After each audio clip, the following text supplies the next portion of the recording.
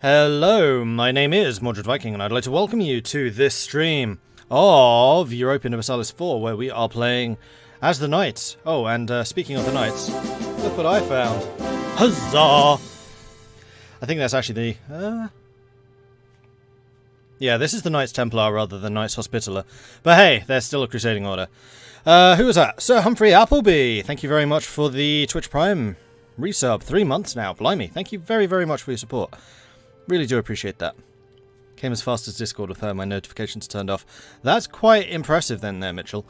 Right, so what has been going on? Well, we've been very slowly picking away at the Ottomans. We have dominated them with naval superiority. We've started to take a couple of their islands, and our own island empire is now starting to expand, which is great.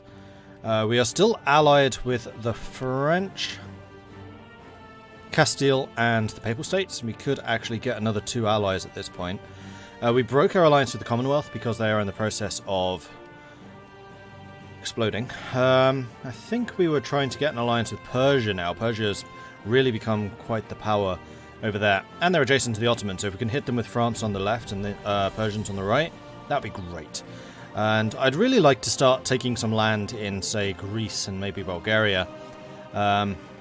Constantinople, if we can manage it, though it's their capital, so it's going to be super expensive. Greece is really what I'm after. Though if we do that, then we are going to need to become a lot stronger on land. How are we doing in terms of force limit? We're actually quite a ways under our limit right now. That's interesting. Although I have no manpower. I think we just finished a war. Is that what happened? Yeah, the Ottomans hate us. Tunis hates us. Oh, of course. Right. So, yes, we actually started taking over Tunis. So, Carthage has, in fact, fallen to us, which is great. Usually have a thing to put my phone on. Where's that gone? Oh, it's down there. It's actually very clever. I just have a half pack of tissues, which I put my phone on, so that when it vibrates, because I have it on silent, you guys can't hear it. Otherwise, it would just go bzzzt all the time. I'm quite pleased with that. I'm very DIY when it comes to the setup here. Like, my microphone's just on a couple of layers of, what are they called? Kitchen towel. Again, to muffle against the desk. Because I'm far too cheap to get one of those fancy stands, which you can have hovering, whatever they're called. Anyway, what else is going on? Castile got Ceuta. They've kicked Morocco out of the area. France, of course, inherited Aragon. Genoa has grown very, very large. Venice hasn't. Ethiopia is very, very strong.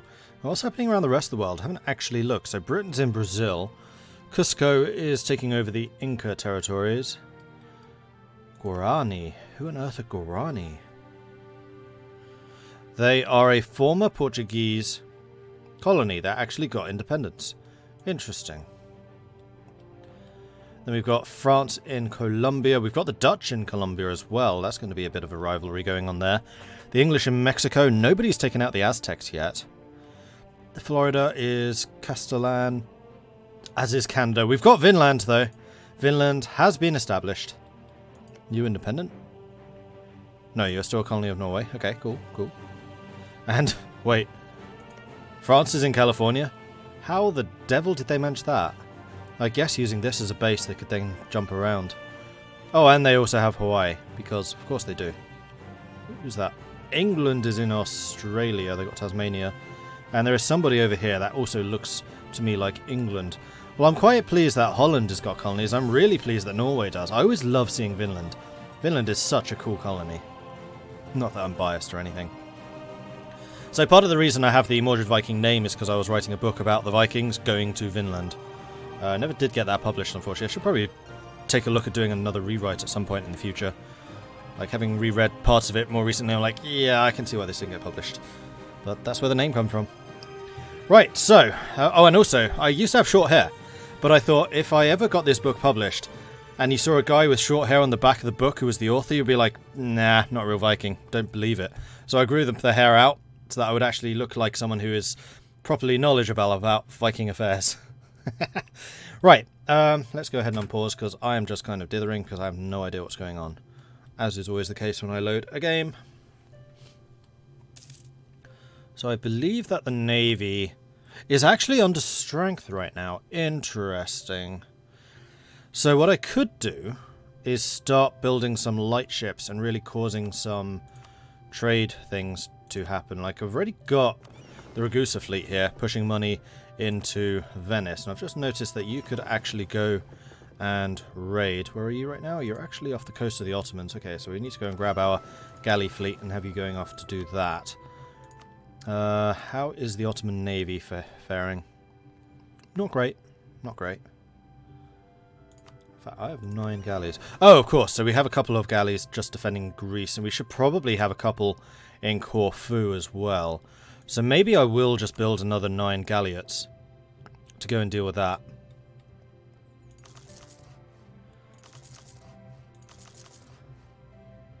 Nice round number. Let's get one more in Venice. So we're going to have 2 sets of 10 guarding those 2 slightly more out of the way areas. And then the main battle fleet can protect the Aegean. Do I have all the DLC for the game? Yes. Yes, I do. Have I established colonies in Canada? No. Those aren't knights. Those are Norway.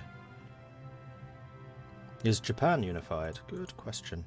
Yes, Japan is fully unified. Except for the Ishiki, who seem to be the one holdout. They are a tributary of Japan. Korea seems to have spread up as well. And Ming has not Ming-sploded. Delhi has grown, crikey. Delhi is well strong. Yeah, I'm definitely going to have to do another game in India once Dharma comes out, because they're adding a lot of stuff for the Indians. I'm very, very interested to see how trade leagues work. So I was going to do the Dutch straight after the Knights, but I'll probably wait until Dharma, because the Dutch historically were very active in India. I'm kind of curious to see how those mechanics work for them, as in trade companies and that type of thing. And the clergy wants a boatload more territory. They probably want the land down here. Okay. Wow, you want so much territory. That's ridiculous. So we need to go to geopolitical? No. Political. In fact, we can just do this map mode and then we can just give them like... Ah! I was coring. That's why I haven't done this yet. Clergy, no estate. Has to be a state. We can do that. Now you can be clergy. Tatooine, same thing. That would just... Oh, it's because I'm out of admin. So, do I have any areas that are not states? I suspect that we are fully stated at this point. It's already a core, but it's not a state. I think. Yeah, because it's faded. Where's that done? That's done here. Yeah, I think we just need to wait. The other thing which has happened is... Oh, we already embraced it. Okay, never mind. Manufactories have already been embraced.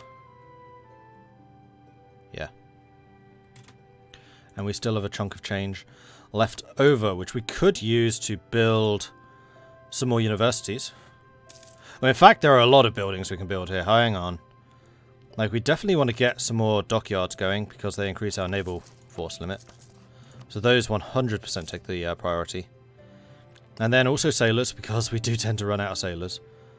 Somewhat bizarrely. And also, you are going to go raiding. And we're going to raise a bunch more cash. And this can't be done until 55. So why the devil had I not done the Aegean?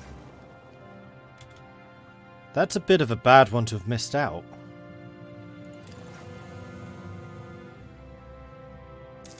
How the hell did I miss the Aegean? Crikey. Oh, unless we were occupying parts of it. That could well have been.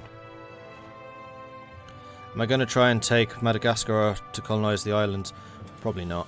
I mean, this isn't an island playthrough. I've just done islands because the only way that I can resist the Ottomans is at sea.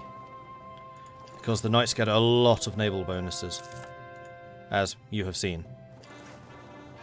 But now that we can actually start to expand, I really want to take Greece and I really want to take more of North Africa. I mean, ultimately, this whole area is rightfully knight land. Flint glass and lead crystal. Napoleons gain stuff. They gain a free mill in Napoli. And also base production. The price of glass has plummeted. Which is bad for me, actually. That's very bad for me because my wealthiest province is glass producing. Although we do have the Murano glass industry, so we do have more local goods produced there. Which actually is just worse, because it means that we're even more reliant on the glass production. Thankfully, we have alternate forms of income.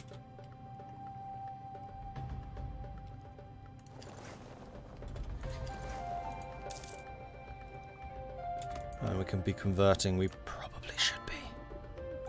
Because my religious unity is terrible. We also have Sunni zealots rising up. I actually spotted zealots before they rose. I can't see where they are, though. Damn it. Sfax. So, there. Right you are, then. Stop training. Jump on a boat.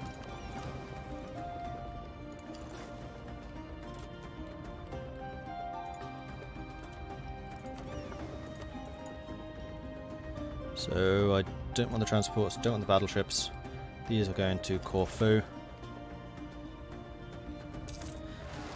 Hey, Marshal. He still rose up, so we are going to lose Sfax. Unless I just attack them right now. Which I think I'd rather do, because I don't want them just converting the territory. So even though we're on half morale, we outnumber them. We have infantry quality. They have discipline too. Yeah, it's just sheer weight of numbers here. Boom. Right, I'm going to put you back in Tunis, and I think I'm just going to have you training over there.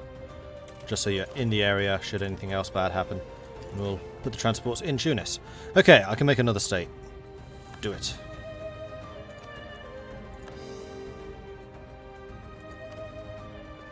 And Sfax is the only one that hasn't been done. Alright, so we need to give some more land to the clergy, so let's go sort by this again. Tatooine can now finally be given away. Clergy.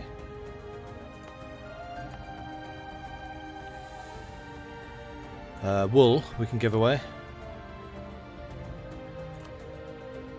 What are they at? 16%. Actually, the nobility have a huge amount. They have Chios, Naxos, and Crete. They only need 10%. I can probably get rid of one of those. So, before you do that, you should definitely park an army there. So, stop your drilling. Jump on a boat. So, Crete is fish. Naxos. Neoponte has already been given away. Chios. I mean, Chios I'd like to just remove. But Crete is worth 27. So if I got rid of this, they would lose 10% of their land. So no, Crete I should probably leave with them. So we can definitely get rid of Chios, so it can make me money from that lovely, lovely wine. Did I give Corfu away? I didn't, and I could. Corfu can go to the clergy.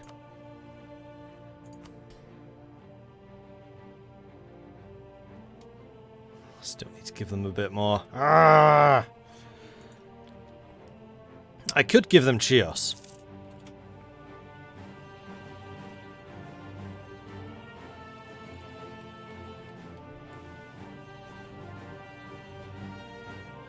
I'm kind of new, so it would be helpful because I found all the information out there, so it would really help if you explain the difference between Western, Eastern, and Muslim tax. The main thing is the armies that they get. So now, I don't think there's so much change in how the technologies actually work. This is purely army. So because I am Western tech, I get access to these units, who start out relatively weak, but get stronger as the game goes on until they become the strongest units. Muslim units start as the strongest in the game, then dip down and basically become weaker and weaker as the game goes on. Eastern, I think, stay relatively stable throughout. They're never amazing, but they're never terrible either. And then there's also differences in like how the cavalry works. So Muslim cavalry tends to be better than Western cavalry. So it's purely done on how the units work. Technologies themselves spread at the same rate. That is entirely done through... Oh, what's it called? Embracing institutions. So this is a different system.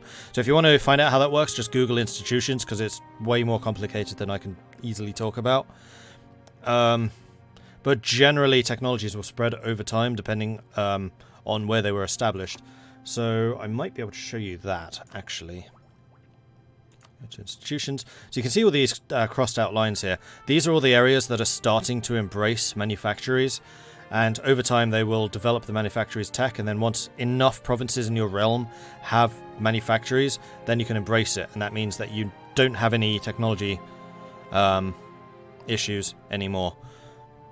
So as you fall behind in institutions, your technology costs go up. So if you're one institution behind, then your tech costs will be 50% more expensive. If you are 5 institutions behind, your tech costs will be 250% more expensive. And generally, though not always the case, techs start here in Europe and then spread out from there. So these icons here, that's where those various technologies started, and that's where they would have started spreading from. Because we are on manufactories, anywhere that has a manufactory will also start to spread, and then once it's spread to an area, it starts to spread to all adjacent. So obviously, they probably had a manufactory here in Vienna, and also it's a big city. Big cities tend to improve as well, and then it's spreading out adjacent to that.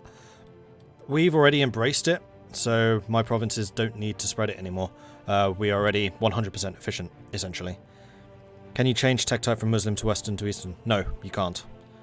I kind of wish there was a way of doing that, but no. No, you can't.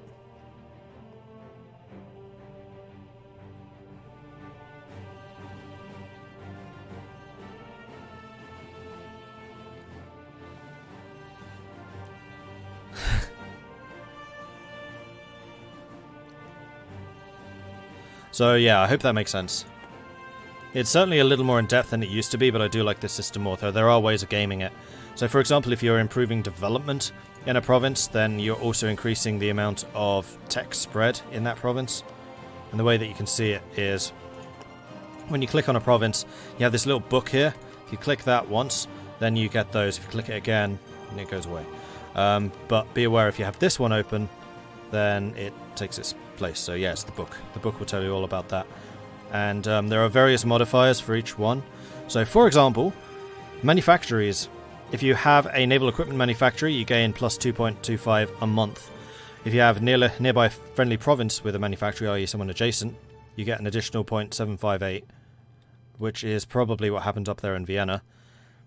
And if you've already embraced manufactories in an adjacent province, you get 0.11. So that is the slowest way of spreading, and then that is further modified by whatever your spread modifier is. I don't think you embrace manufacturers. It said you had the tech penalty. That's what I was looking at. I think manufacturers literally just appeared. That's why I was a little bit confused. Because none of my provinces have it yet. Which, yeah. So, we're not spreading here. So, I don't have it. So, anywhere red are provinces that I own that it's not spreading to. So, the only place it is currently... Oh no, it's spreading to both of those. It's spreading to Corfu. It's spreading to Corfu as well. So we see here in Neopronte, we have 23% manufactories. Over here we have 24%. Here we have 13%. So getting technologies right now would be a bad idea-ish. Although the actual cost of technologies...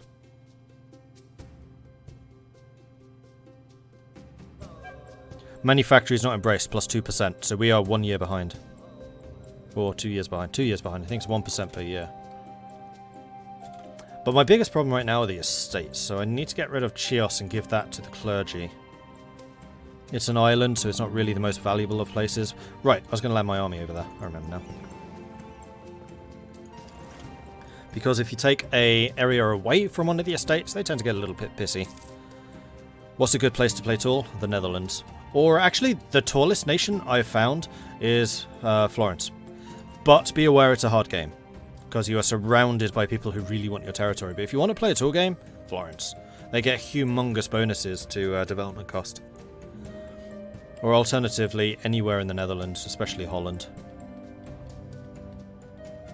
But yeah, purely tall, Florence. 100%. Alright, you are strong enough. We are going to go back to this. We're going to kick the nobility out. Bye! Oh, they didn't rise up. Good. And then give it to the clergy. So that should have settled with the clergy. Marvellous. Or Hamburg. Hamburg are more known for just trade, though, aren't they? National tax, light ship, global combat, republican tradition, defense, unrest, idea cost, production, interest. Yeah, see, they don't have the development bonuses. Florence does. Florence gets like a 20% development bonus. Plus, if you take economic ideas, then Florence is basically free to just upgrade. It's silly. Let me just double check if I was right in saying that. EU for Florence. Plus, you start the game with a 665 leader, which means you are immediately way ahead of the others with technology. Like, it's ridiculous. Florence, yeah, their tradition is a minus 10% development cost, so you get that from the start of the game. Plus papal influence, and minus 5% technology cost, and, in the same one, minus 5 idea cost. So, not only does your development cost less, but so does your technology and ideas, which means that you have more points to spend on development with the really big discounts. So yeah, Tuscany can really grow huge if you focus on the development side. Florentine or Tuscan ideas, which are better? I think they're the same. Yeah, Florence has Tuscan ideas. Florence can just become Tuscany once they've grown large enough. Because they used to be Tuscany, and then they changed it for some reason.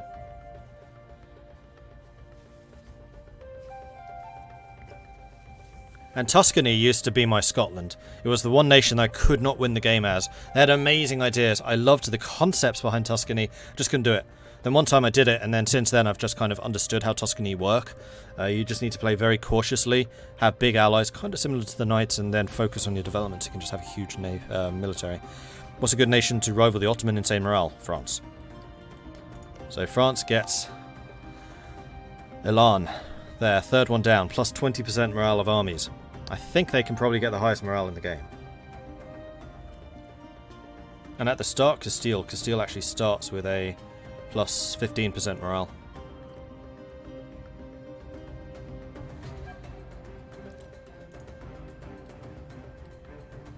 Yeah, Florence into Tuscany was a fun game, but then Milan ruined it. It's hard. It's definitely hard. Like, if you want the easier game, play as Holland, because they tend to have less enemies. But if you want to just purely play Tool and you want a bit of a challenge, I heartily recommend Florence. They're really good. Right, so you guys did not get attacked, so we're going to send you back over here. You were built. You're going to be added to the Venetian garrison. You guys are here. You are the Corfu garrison. The reason I'm doing this is Corfu is actually a fort. I really don't want to lose the fort there. And it's also just a very, very nice back door into the Ottoman territories. Right. We are nine years ahead of time in military, and we can get the +5 ship durability. Our ships are ridiculous. They just keep on getting better. We're about to get more morale. Because that's what we needed. Sfax is done. Ah.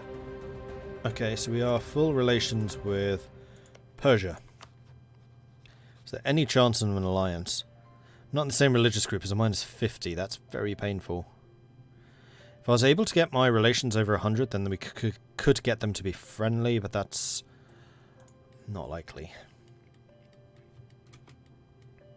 I didn't realise there was a -50% for same religious group penalty.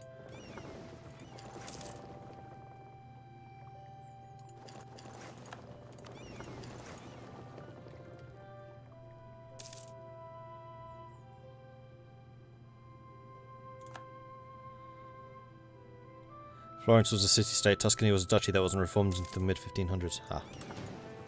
That would explain it then. Ahistorical. And we can also have 10% cheaper ships. I like this. Ooh, we get maneuver admirals. Naval admiral maneuver is really strong, because it increases their blockade efficiency, increases their privateering efficiency, it increases their trade ship efficiency, and it increases their combat efficiency hugely because it adds more positioning. So basically, as your ships are going past the enemy ships and fighting them, your ships are going faster, so you're getting more shots off. in layman's terms.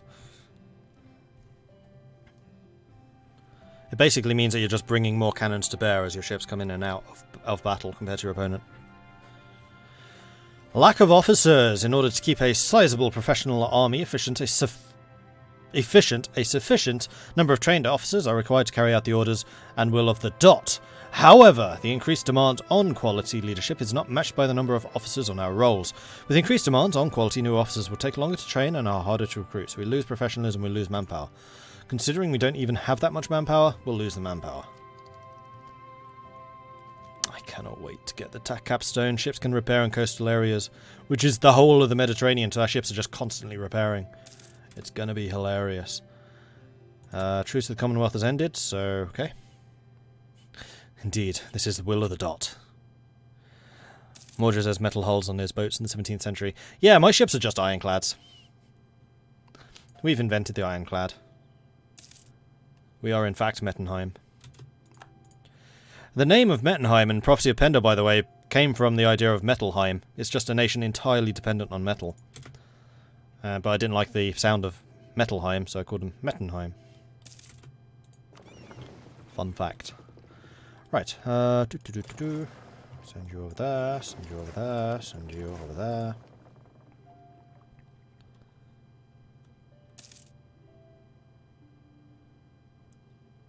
And yes, one of the ships that Mettenheim has access to are ironclads.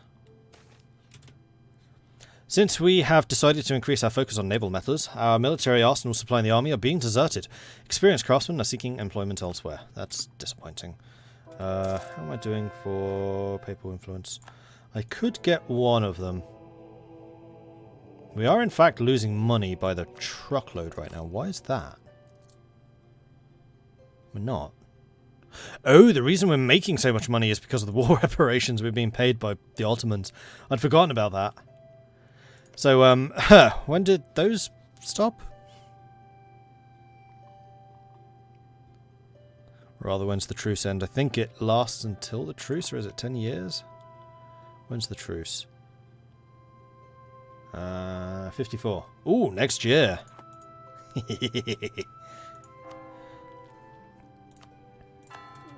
Except I'm still out of manpower.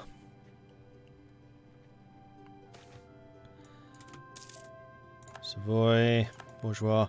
While none would openly defy the clergy, there are still states that are as influential. There are a few states where they are as influential in as the knights. There isn't a single institution in our country that isn't entirely under the influence of the clergy, and the power of the Grand Master depends on them more than ever. So stability cost goes up, and oh Christ! I just realised how much influence they have.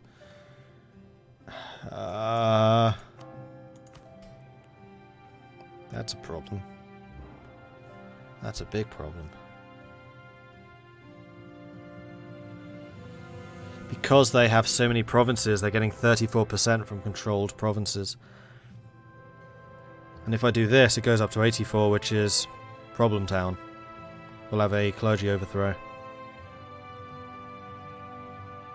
Or we can reject them, which reduces their influence, which is good. They lose some loyalty, which is not as good. And some stability, which is double plus on good. Because right now, stability is expensive, and I've just spent... No, I didn't spend it. Ah, when do I get my free stability boost? That's at 100. Ah, screw you guys. Reject their authorita. The Ottomans underestimate my power constantly. How many ships do they have? Oh, crikey, they've built fast. Last time I checked this, they had 19. I'll still win.